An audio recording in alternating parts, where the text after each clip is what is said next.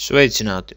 Ik pa laikam sanāk atbildēt uz jautājumu, kā Pure Leverage sistēmā nosūtīt ziņu atbalsta dienestam par problēmas pieteikumu, par nesaņemto komisiju, naudas atgriešanu, kļūdām un citiem jautājumiem.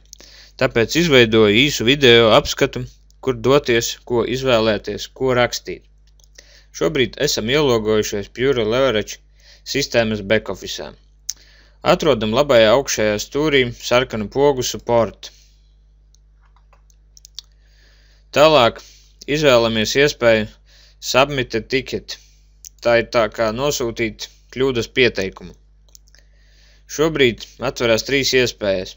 Ja jums ir problēmas ar maksājumu veikšanu vai norēķiniem, tad ieķeksējam opciju Billing. Ja jums ir problēmas ar komisiju izmaksu vai citi jautājumi par komisijām, izvēlamies un iespēju Commissions. Ja jums kādas ir tehniskas dabas problēmas, tad ieķeksējam un izvēlamies Technical Support. Šoreiz es izvēlēšos Technical Support. Šobrīd esam nonākuši pie paša pieteikuma aizpildīšanas.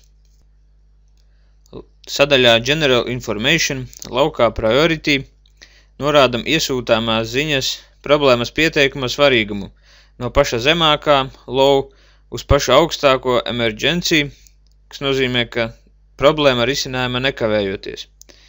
Šajā piemērā izvēlēšos Medium. Sadaļā Message Details laukā Subject izvēlamies un norādam problēmas nosaukumu tā, lai atbalsta dienests uzreiz izlasot saprastu tavu problēmu. Un tad laukā zemāk norādam pašu problēmu.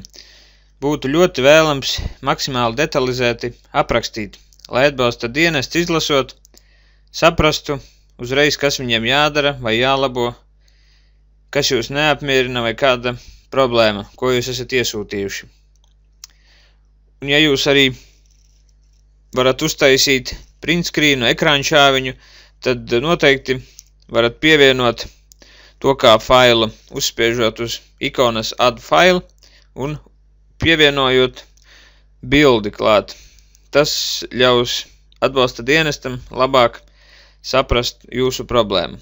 Kad esam visus laukus aizpildījuši, spiežam pogu Submit un jūsu problēma tiks aizsūtīta atbalsta dienestam. Paldies!